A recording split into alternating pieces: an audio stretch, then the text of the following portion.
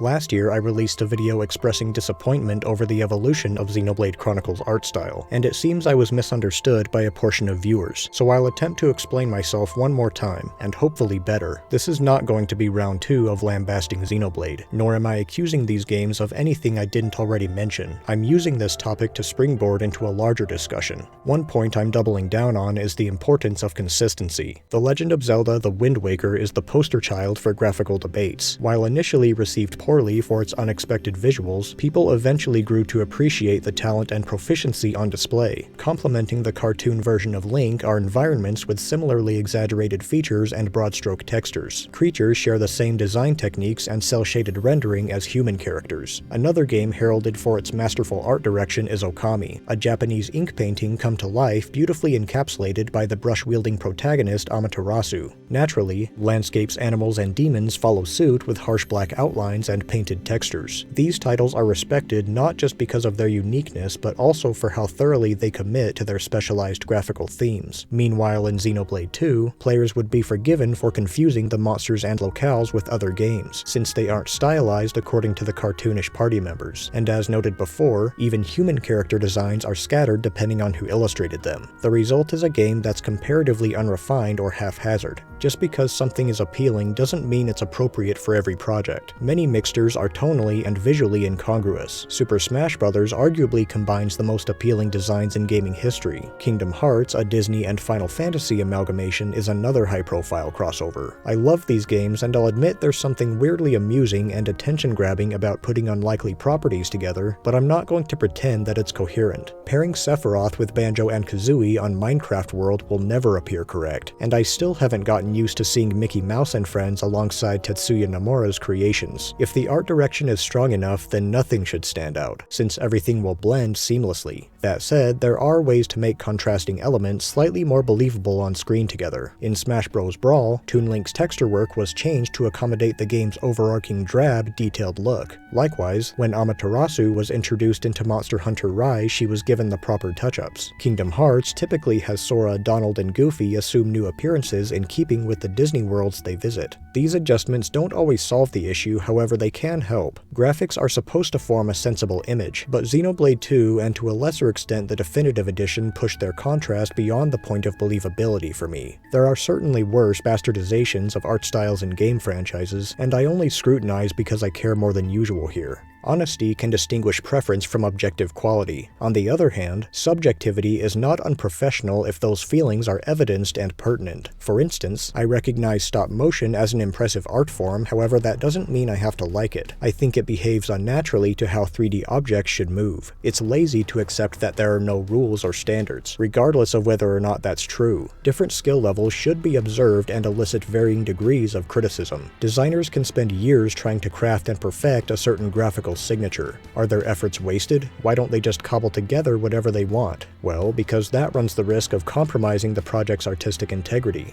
Look at this picture. Is it better now? What if I came up with a really good reason why it's meaningful? No, I've defiled it by distracting from what's otherwise beautiful. Like any area of design, I have principles for presentation, consistent art direction being one of them. I don't particularly care what the inspiration was, the creator's intentions, or even about in-universe excuses. Furthermore, I don't consider alterations across games in the same series to be an automatic flaw. As a longtime Zelda fan, I'm accustomed to changing styles between entries, and while I have my favorites, I can respect unique approaches if executed well. I want games to make sense as independent pieces of art. Then there's the matter of remakes or remasters intended to supersede previous versions. Xenoblade Chronicles Definitive Edition failed to duplicate and enhance the smudgy character designs I fell in love with back on Wii and 3DS, replacing them with something unfitting in my eyes, thus falling short of its title. Smash already had updated renditions of what the old models could look like, and the official artwork does a better job representing the cast in HD than the Definitive Edition. Even now, I struggle to pinpoint too many adjectives that describe the exact aesthetic of the original, though honestly, if one can't see a difference, then I'm not sure what else I can say. With Monolith Soft seemingly having settled on the series' current art style, Xenoblade is no longer to my taste. Evidently, this contrast doesn't bother most players, and that's fine, but I will continue to disapprove as long as this or any other game incorporates a similar look. I felt very little watching the trailer for Xenoblade 3, as it became apparent that I wouldn't be attracted by the visuals, but at least it's not treading over an older version of something I find more appealing. It's childish to take offense when someone doesn't share the same enthusiasm or perspective. I don't make videos to express anyone's thoughts but my own, so viewers expecting to hear their opinions echoed will probably be disappointed. It seems to me that some people are more interested in winning than being right. Anybody is allowed to like or dislike anything. However, a defense requires sound reasoning, an argument that isn't built solely on tearing down the other side. I'm not asking for agreement, only due consideration and understanding, assuming I've presented fair points. Maybe we don't live in a world of either good or bad, yet there are betters and worses, and everyone has different grades and breaking points on that spectrum. Should we not always strive for better?